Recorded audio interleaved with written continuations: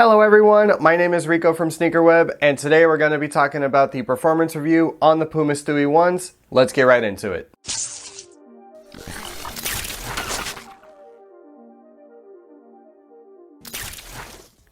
Now starting with the very foundation of the shoe, the traction pattern itself, you see we have a bit of storytelling elements here for Brianna's team, the Seattle Storm, which at the top here you have a cloud here with lightning striking down to the midfoot with a burst pattern on the heel for multi-directional coverage. You are going to be covered in most multi-directional situations.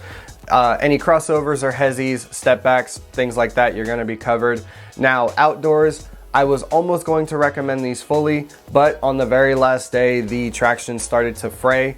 But if you keep these in your rotation, change them out every 2 days, the rubber should last for quite a while.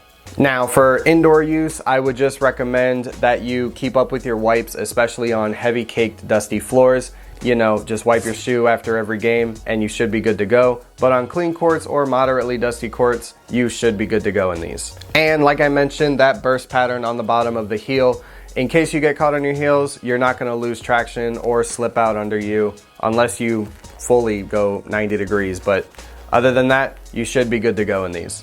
Now getting into the cushion of the shoe, this injected molded EVA combined with the Puma Nitro in the heel was a very smooth ride after you break it in. It only took a session or two, so it breaks in very evenly and very nicely.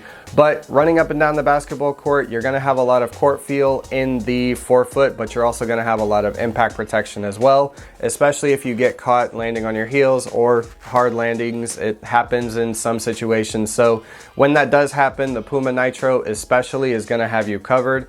You're gonna feel some energy return as well. I wish we had that in the forefoot. I know that's in the MBO2. Can't wait to get that in and to feel the difference between that and this. But just focusing on this cushion setup, again, if you're looking for court feel with some impact protection, that's what this is gonna mostly offer you. And it's gonna be durable as well. Especially after 2 weeks, it still feels like it's brand new out of the box. Not that breaking in feeling though. That breaking in feeling is going to only be a session or two, like I mentioned, and you're gonna be good to go in these in the cushion department. Now moving on to the fit of the shoe. Real quick, this is women's sizing, so immediately do your 1.5 size conversion. So I'm a size 11. I did have to look for a size 12.5, but I did look on some of the sites. They only went up to a size 12, which is a size 10.5. I can fit in those shoes since I do have a weird foot shape, which is a 10.75. So I'm not a 10.5, but I'm not an 11 either. I typically go with a size 11 just because I don't mind that extra room in there. But with this, the 10.5 worked perfectly. It molded around to my foot, 1 or 2 sessions, possibly a third one just to get that fit just right. It was a bit suffocating at first, just to note. If you are a size 11 with a normal foot shape like me, I would definitely try to go with your true size as best as possible. Now these do have whole sizes past 12, so size 12, 13, I believe has a size 14. I will double check myself, but again, after that break-in time, the only pinching that I had for that break-in time was in the forefoot, but it goes away after you break in the shoe. Other than that, some heel slippage in the beginning after breaking it in, but after the break-in process, that heel collar molded around to the back of my ankle, and after I got the proper lacing, after a while, I didn't have any heel slippage at all. So in terms of fit, definitely go true to size for normal and narrow footers. Wide footers, I would definitely try these on in store, see what you like, and hopefully it works out for you. Now getting into the support section of the shoe, you have a couple different small things that help the support of the shoe while you're running up and down playing on the basketball court. Right here on the lateral side, you have a small outrigger. It does its job very well, prevents a lot of rollover situations in forefoot heavy actions. Not only that, but you have an internal heel counter, very beefy. Not gonna have many issues in this, especially after lacing that back heel notch right here. It's gonna pull you into the heel, keep you on the footbed, and you do sit slightly within that midsole, so it's going to cup your foot, keeping you on the footbed as well. All these small support features is really all you need. You don't have to worry about the ankle collar height. I had no issues with these. on any hard steps, jabs, crossovers, step backs especially. I plant very hard on those step backs to get a lot of separation to push off of. And for that lateral stability, I rely on it heavily in those situations.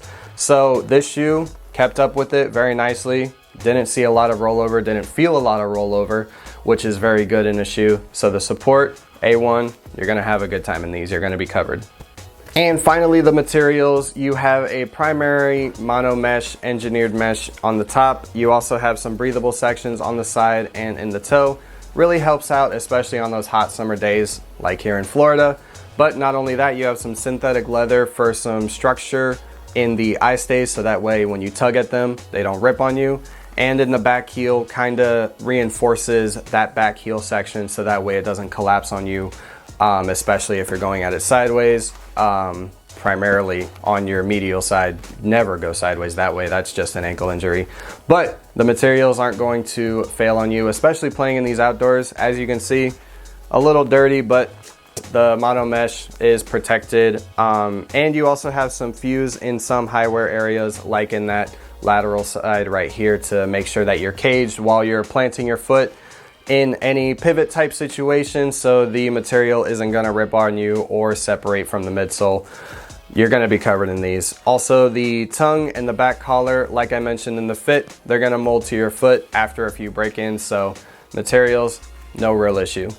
And overall, my thoughts on the Puma Stewie ones is that these offer a Kyrie borderline KD level of performance for a budget price. The traction is money, indoors or outdoors, just keep up with your wipes. The cushion, even though it has a very dense cushion, it's going to last a lot longer than most of the cushions that you play with for a much higher price tag. Not only that, but the support and the materials and the fit are gonna have you covered staying on the footbed. The support, even though minimal, is going to keep you locked and contained. That material is not going to rip on you. It's gonna last a very long time. And you guys can thank the designer for that. Jeremy Sale knocked it out of the park with these. Great job, man. And not only that, but if you guys like this type of content, make sure you guys like and subscribe. Really helps us out a lot. And swing by next time to see what else is coming on SneakerWeb. And with that being said, guys, class dismissed. Man, I hope Rihanna or Jeremy gets to see this. That'd be really cool.